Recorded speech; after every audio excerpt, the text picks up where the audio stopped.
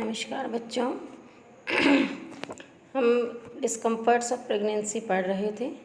हमने 9 करीब इसके डिस्कम्फर्ट्स पढ़ लिए हैं। 10वां जो डिस्कम्फर्ट है वो शिराओं का फूल जाना। 3-4 माह में शिराएँ फूलकर मोटी हो जाती हैं, नीली और बैंगनी रंग की हो जाती हैं। इसका कारण होता है कि गर्भस्थ शिशु का जो दबाव होता है पेड़ों का, वो पूरा पैरों के ऊपर पड़ने लगता है।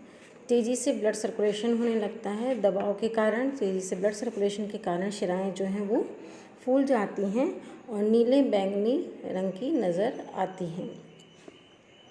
इसका उपचार यही है कि अधिक श्रम नहीं किया जाए, पैरों में लचीले सूती मोजे पहन लें या पट्टी भी बांध सकते हैं और पैर को ऊंचा उठा करके रखें। और यदि अधिक वजन लग रहा है पेड़ों के ऊपर तो गर्भवती महिला वहाँ पर पेड़ों की पट्टी का उपयोग भी कर सकती है या घर में ही कोई कपड़ा, स्कार्फ, फॉल कुछ भी बांध सकती है, जिससे अधिक वजन उसका पैरों के ऊपर नहीं पड़े।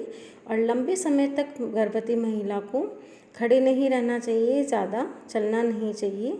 अंतिम 3-4 माह में कुछ देर काम करके, इनएक्टिव भी नहीं होना चाहिए, कुछ देर काम करके आराम कर ले, फिर काम कर ले, इस तरह से काम करना चाहिए। अधिक श्रम नहीं करना चाहिए, जिससे शिराओं के फूलने की समस्या नहीं हो सकती।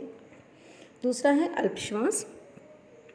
अंतिम 2-3 महीने में देखा जाता है कि सीढ़ी चढ़ने पर, शारीरिक श्रम करने पर या तेज़ गति से चल कर के आने पर जो महिला है वो श्वास उसका भर जाता है, उसको महसूस होता है कि शरीर के अंदर ऑक्सीजन की कमी हो रही है। तो इसके लिए वह कर सकती है कि अधिक श्रम नहीं करें। और इसका कारण यही होता है कि गर्भस्थ शिशु को जो है वो पूर्ण विकसित हो जाता है और पूरा अपना क्षेत्र जो है वो ग्रहण कर लेता है। उसके कारण जो है सारे जो अंग हैं वो दबने लगते हैं। फेफड़ों में की जो ऑक्सीजन ग्रहण करने की क्षमता होती है वो कम हो जाती है। दूसरा, ऑक्सीजन की अधिक विकसित हो जाता है, पूर्ण शिशु बन जाता है, तो ऑक्सीजन की आवश्यकता उसको भी अधिक पड़ जाती है। तो महिला के शरीर के अंदर ऑक्सीजन की कमी हो सकती है। तो अल्पश्वास इस कारण से महिला महसूस करती है। इसका उपचार यही है कि आराम ही इसका उपाय है। अधिक श्रम नहीं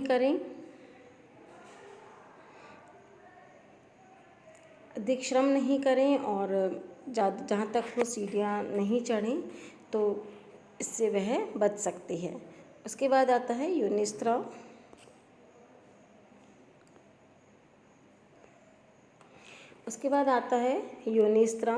योनिस्राव गर्भाशय ग्रीवा की ग्रंथियाँ जो होती हैं वो एक श्लेष्मा का निर्माण करती हैं और उसका स्त्रावण करती हैं। लेकिन गर्भकाल के दौरान जो है यह श्लेष्मा का स्त्रावण बहुत अधिक हो जाता है। इस कारण से हर समय योनि जो है वह गीली बनी रहती है। उसका पर्पज़ ये होता है कि कोई बाहर के जर्म्स, कीटाणु वगैरह अंदर प्रवेश नहीं कर सके। वो उसके अंदर अम्लीय पदार्थ ज़्यादा होता है तो उसको नष्ट कर दें।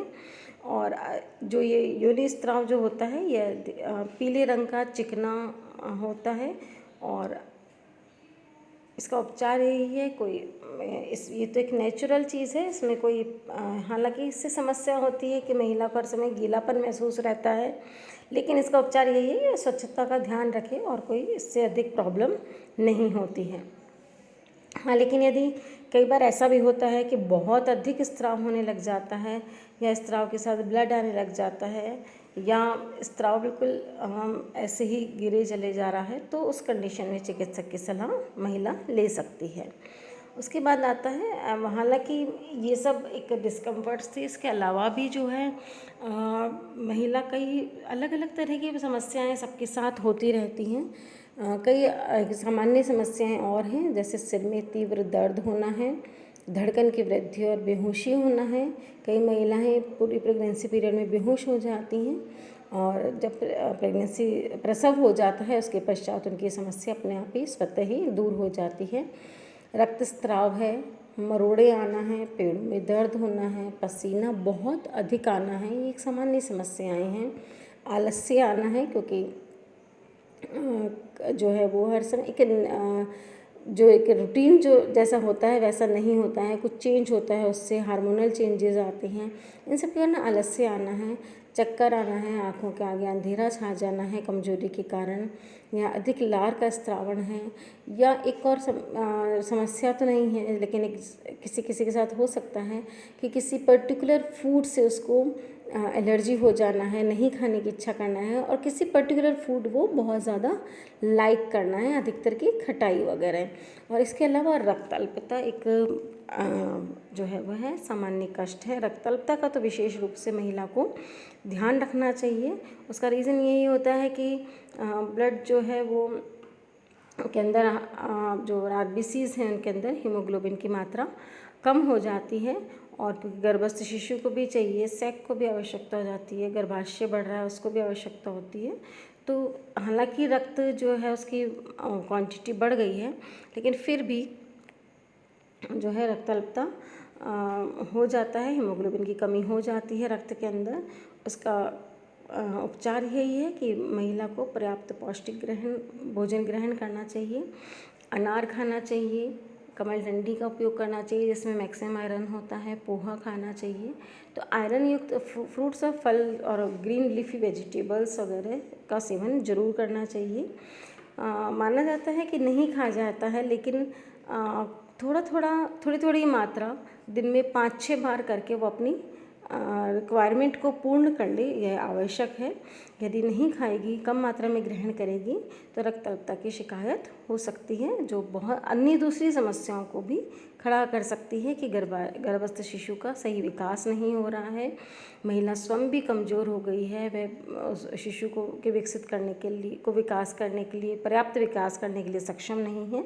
तो कई समस्याएं हो सकती हैं, अतः हमें विशेष रूप से ध्यान रखना चाहिए पौष्टिक तत्वों का, और साथ ही खाने का कि समय समय पर हम गर्भवती महिला भोजन ग्रहण करती रहे। ये डिस्कम्फर्ट्स ऑफ प्रेगनेंसी यहीं ख़त्म होता है। उसके बाद हम पढ़ेंगे पौष्टिक तत्वों की कितनी मात्रा क्या एक महिला को ग्रहण करनी चाहिए और किस तरह से लेनी चाहिए। धन्यवाद।